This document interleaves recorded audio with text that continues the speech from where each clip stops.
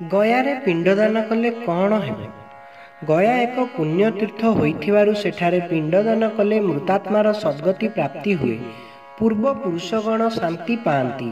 ପୁରାଣ ଶାସ୍ତ୍ର ଅନୁଯାୟୀ ମହାଦାନଦୀ ପୁଣ୍ୟାତ୍ମା ଧର୍ମାତ୍ମା ଗୟାସୁରର ଧର୍ମନିଷ୍ଠ ଅଧ୍ୟବସାୟ ପୁଣ୍ୟ କାର୍ଯ୍ୟରେ ଦେବତାମାନେ ଈର୍ଷାପରାୟଣ ହେଲେ। ସେମାନଙ୍କ ଅନୁରୋଧ ଯୋଗୁଁ ଭଗବାନ ବିଷ୍ଣୁ ଗୟାସୁରକୁ ଦାନ ମାଗି ତାର ଶରୀରଟିକୁ ଚକ୍ରରେ 3 ଖଣ୍ଡ କରିଦେଇଥିଲେ।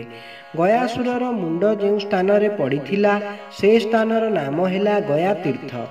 ଗୟାସୁରର ଇଚ୍ଛା ଅନୁସାରେ ସେଠାରେ ପ୍ରତିଦିନ ପିଣ୍ଡଦାନ କରାଯାଏ। ଏହା ହିଁ ଭଗବାନ ବିଷ୍ଣୁ ଆଶୀର୍ବାଦ କରି ତାକୁ ବର ପ୍ରଦାନ କରିଥିଲେ। ଆହୁରି ମଧ୍ୟ ଭଗବାନ ବିଷ୍ଣୁ କହିଥିଲେ, ଯେଉଁ ଭକ୍ତ ଜୀବନରେ ଗୟା ତୀର୍ଥକୁ ଆସି ଏକାନ୍ତ ଭକ୍ତି ଓ ନିଷ୍ଠାର ସହିତ ପିଣ୍ଡଦାନ କରିବ, ତାର ସପ୍ତପୁରୁଷ ମୋକ୍ଷ ହେବା ସହିତ ନିଜର ସମସ୍ତ ପାପ ଖଣ୍ଡନ ହେବ।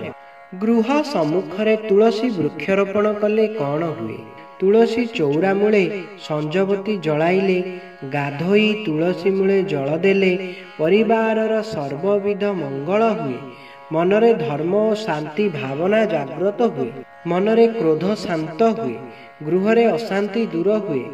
ସର୍ବଦେବାଦେବୀଙ୍କ ଆଶୀର୍ବାଦ ମିଳେ। ମହାମାରୀ ଆଦି ବିଭିନ୍ନ ରୋଗରୁ ରକ୍ଷା ମିଳେ। ହିନ୍ଦୁତ୍ୱର ପ୍ରତୀକ ସ୍ୱରୂପ ମନରେ ପବିତ୍ରତା ଆସେ। ତୁଳସୀ ଦର୍ଶନ ମାତ୍ରେ ମନରେ ଚେତନା ଶକ୍ତି ଜାଗ୍ରତ ହୁଏ।